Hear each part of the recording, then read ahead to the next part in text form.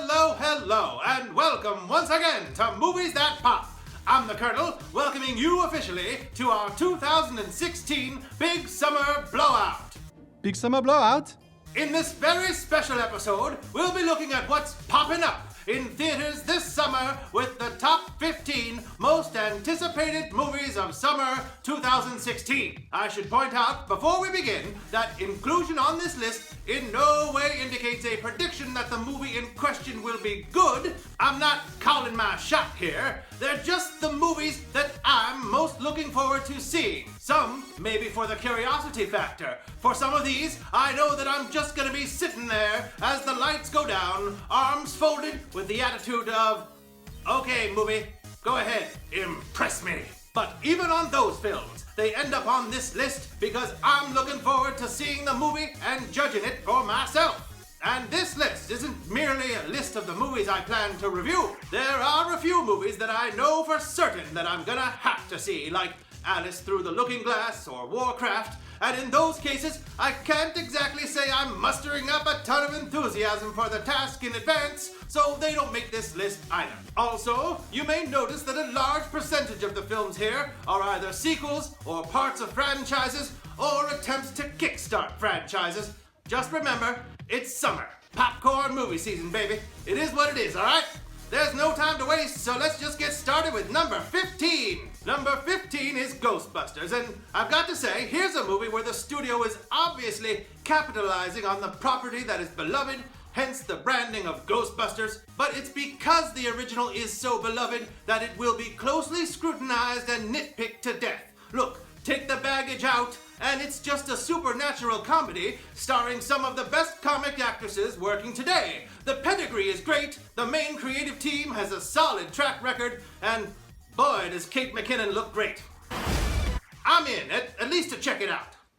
Number 14 is Central Intelligence. Yes, it's a typical buddy cop comedy, but the sheer physical comedy of seeing Kevin Hart just standing next to Dwayne Johnson makes me chuckle. Do it now! I got a plan. Might get us both killed, but if it works, it'll be a totally boss story. Cool? No, it's not cool. Cool. No, I said it's not cool. And they won me over with this brilliant tagline.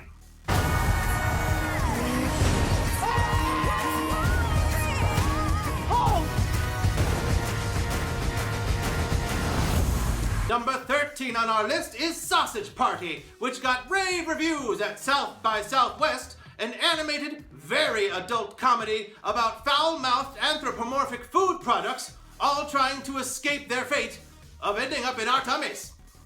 Number 12 is The BFG. Now, this is Steven Spielberg going back to classic Spielberg, adapting Roald Dahl for Disney with a John Williams score and everything. Woo-wee, I've got nostalgic goosebumps already.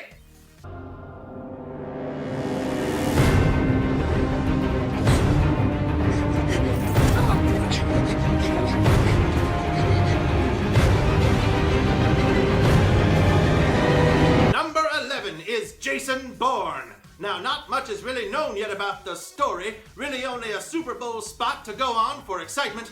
Oh, and of course the fact that it's Matt Damon and director Paul Greengrass returning to the franchise. And that, my friends, is enough. We need the perfect weapon. Number 10 is the smaller budgeted The Shadows, starring Blake Lively as a woman trapped by a deadly shark in constantly rising tide. This is the kind of simple, accessible horror that really works on me. I know this one is gonna ratchet up the suspense to unbearable levels later this summer. Number 9 is X-Men Apocalypse. This one so far isn't setting my world on fire, and as I mentioned in my recent X-Men films ranking episode, the franchise is coming off the best episode yet. But Bryan Singer has been behind the best installments in the franchise, and I'm looking forward to this one because he's in the director's chair once again. Let's go to war.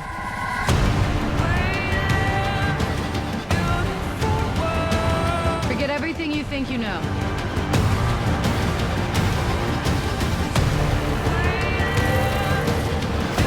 You're not students anymore.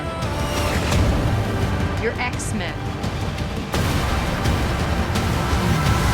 Number 8 is Star Trek Beyond. In what appears to be a much more lighthearted affair than the aptly named Into Darkness, this one may indeed mark a return to that optimistic charm of the original series of films. Well, at least I won't die alone.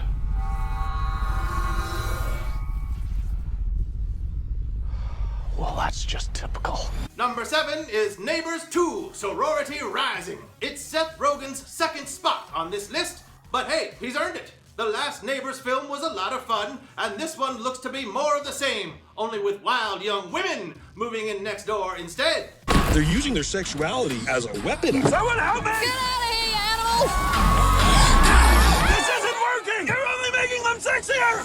Stop it! Stop it! Number 6 is Independence Day, Resurgence. Look, I know it's been 20 years, but don't count this one out. The trailer brilliantly played on nostalgia, reminding all of us what we loved so much about the first film, which was an unabashed, chest-thumping, guilty pleasure cheese fest, and I love every silly minute of it. Today you will once again be fighting for our freedom.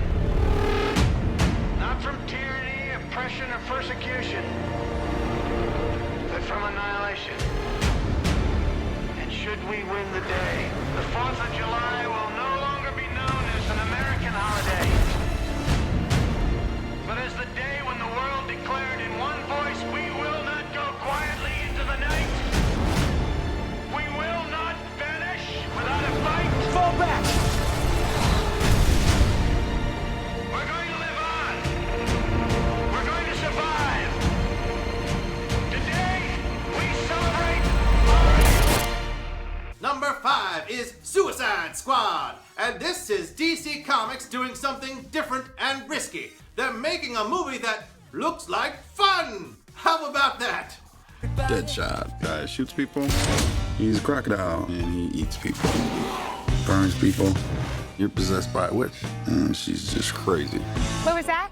I should kill everyone and escape? Sorry. The voices. Casting some notorious bad guys, including Deadshot, the Joker, and fan favorite Harley Quinn in her big screen debut.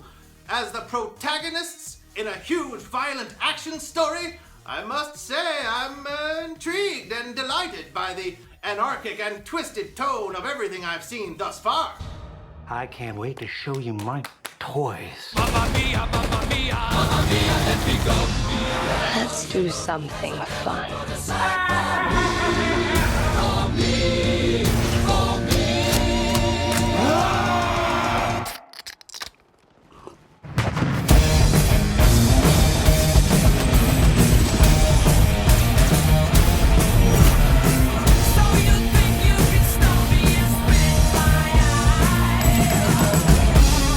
Number 4 is Kubo and the Two Strings from Laika Entertainment, the stop-motion animation house that gave us Coraline, Paranorman, and the Box Trolls.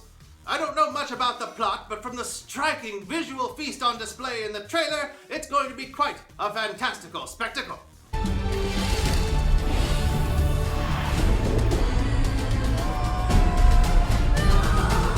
Number 3 is The Nice Guys from writer-director Shane Black, who practically invented the buddy action movie with Lethal Weapon. He's got a very blunt sense of humor, and this trailer is one of my favorites of the year, featuring Ryan Gosling showing off his considerable comedic chops and Russell Crowe providing a solid straight man.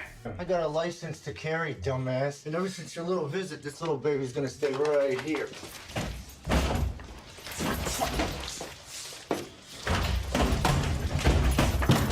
Don't move.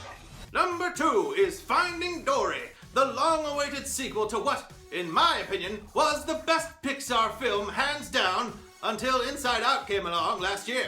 Finding Nemo has just the right mixture of laughs and tears, a huge roster of memorable characters, and was beautiful to look at.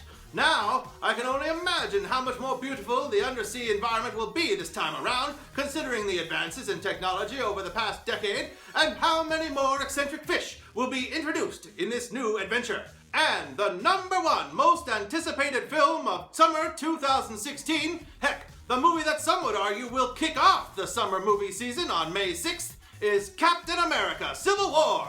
Yes, Coming as it does on the heels of a massive movie that got two iconic heroes to fight, Marvel bursts in to show everyone how it's done. Here, the fighting heroes are not strangers, they're friends, brothers in arms, and they find themselves on polar opposites of a very intriguing issue.